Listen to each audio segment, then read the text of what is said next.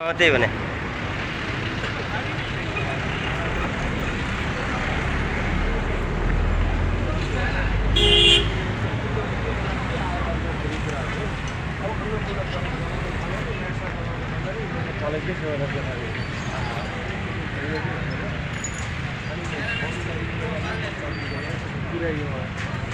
चार घन्टा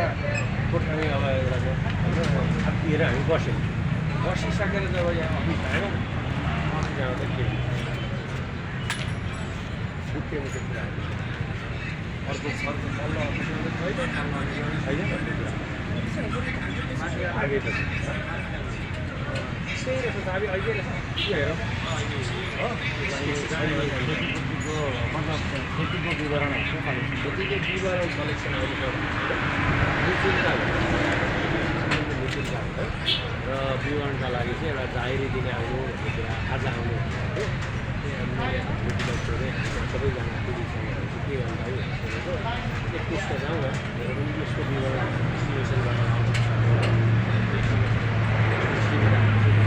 अलि यता बस्नुपर्छ कि हजुर त्यो हावाले त्यो हल्लिरहेको त्यो झर्न सक्छ के भयो अरे वो हावाले पुरै आगो पनि आसानी छ नि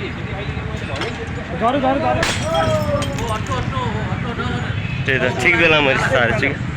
हो अलिक छेउतिर बसौँ कि बाहिरै ठिक होला कि बरु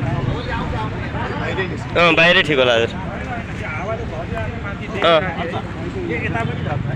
त्यही त हजुर उतापट्टिबाट गइदिनुहोस् हजुर माथि चिसा झरिरहेछ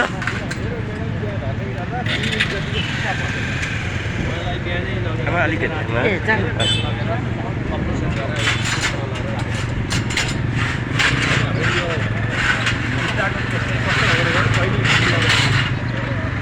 टोइलेट पोर्टेबल टोइलेट भन दुइटै किनेर ल्याएर राखिसकेँ म त्यो स्ट्यान्डमा हेर्नु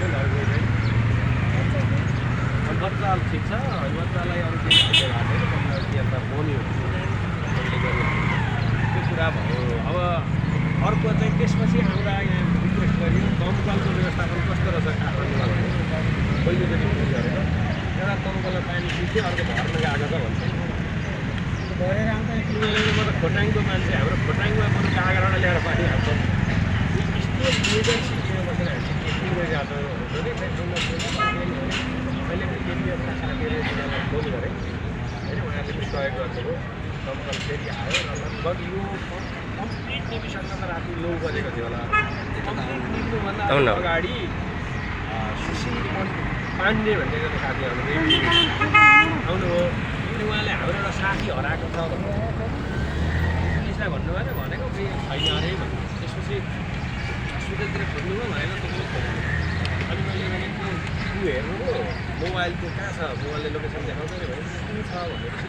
त्यसमा अन्त जाउँ माथि भनेर मसँग एउटा नेपाल आर्मीको साथी हुनुहुन्थ्यो उहाँ म र सुशील पण्डित जाँदा भेटिएको हो त्यही भेट्यो त्यो त रुम भन्ने नै थियो रुम भन्ने नै थियो होइन 9 बजे होइन अगाडि चाहिँ तर त्यो जलेको सबै निभाइसक्दा चाहिँ 9 बजे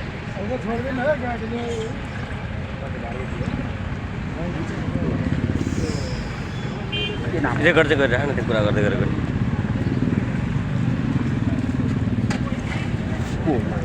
डिपी हरिया डोल्पा हरिया ए घरपेटी हो के अरे ऊ भाडा उहाँको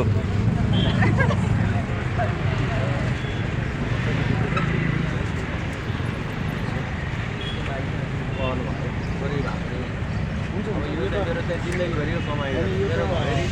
घर पनि छैन त्यही सर्भर हो मेरो दुइटै सर्भर भनेको कोड भएको सर्भर भनेको के हो भन्ने कुरा जसले डिजिटल गभर्मेन्ट छ त्यसले ल्यापटप सदनमै कुरा उठाउने तयारी हो सदन चल्न सकिरहेको छैन यसमा सरकारले अघि भर्खरको पनि हेरेँ मैले अघि पुरै हेरेर अब सरकारले यसलाई बुझेकै विषय छ यसलाई सरकारलाई बुझाइ गर्नुपर्ने विषय होइन प्रधानमन्त्रीसँग यो विषय पनि इन्क्लुडिङ हामीले यसको जवाब माग्ने तयारीहरू पनि गरेर अवस्था हो त्यही भएर गृह प्रशासनले यसको बारेमा के कसो गरिरहेको छ कुरा गरौँ आवश्यक पर्छ नि त्यसमा साथीहरू कोही जानुपर्छ जाउँला पनि त्यही भएर यो सबभन्दा पहिला हाम्रो क्षतिको विवरण र यसको प्रक्रिया त्यसको जाने र आफूले गर्नुपर्ने काम चाहिँ यसको कति कुराहरू 24 घन्टाभित्र गर्नुपर्ने के कसो होला फेरि यो कानुनी प्रक्रिया झन्झट छ नि त हामीसँग त्यही भएर चाहिँ वडालाई वडाले पनि आउनुभयो वडा पनि आउनु भएको थियो त्यस पछाडि वडा पछाडि प्रहरीले बेलुका मुचुल्का लेखेर सही गराएर लानुभएको छ मुचुल्कामा डिटेल विवरण चाहिँ डायरीमा हाल्नु होला भन्नुभएको छ डायरी दिन भोलि आउनुहोस् भन्नुभएको थियो उहाँले हिजो अहिले मैले सोधेको दाइलाई अब सँगै जाउँ न भन्नुभयो हुन्छ यसो टाइमिङ चाहिँ फटाफट गरेर आफूले गर्नुपर्ने वडासँग सल्लाह लिएर गरौँ त्यसमा हामीले हाम्रो तर्फबाट गर्नुपर्ने सहयोगहरू के होला र हामी निरन्तर छँदैछौँ हामी केही दिनदेखि नै चासो दिइरहेकै छौँ त्यसमा चिनेको र नचिनेको हुने विषय नै भयो यो त राष्ट्रिय इस्युको विषय हो नि यो मेरो ठ्याक्कै तपाईँको एउटा क्यालकुलेसन गर्दाखेरि 3 करोड 10 लाखदेखि 3 करोड 25 लाखको बिचमा भएको छ होइन एउटा क्यालकुलेसन अझै मैले कोर क्यालकुलेसन निकाल्दैछु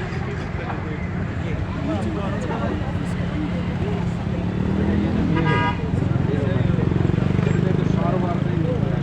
भनेको चाहिँ मैले आजसम्मको सबै डेटाबेस कोड चाहिँ लिएर हामीले गरेको कोड होल चाहिँ एउटा कम्पनीमा गरेको छ सबमा इन्टिग्रेटेड छ त्यसले गर्दा पनि अहिले रनिङमा चाहिँ मेरो सफ्टवेयर चल्छ अब अपडेट गर्नु पर्यो भने छैन कि अहिले मेरो क्लाइन्ट जतिजनाले सफ्टवेयर चलाइरहनु भएको छ त्यो रनमा चाहिँ चलो तर अब त्यसलाई अपडेट गर्ने बित्तिकै त फेरि कोड चाहियो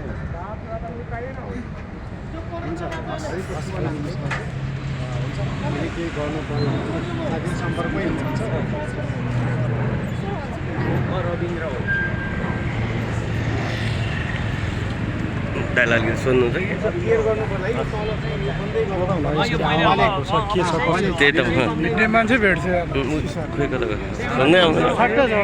मान्छे होइन त्यहाँ हिँड्न त्यो माइक राख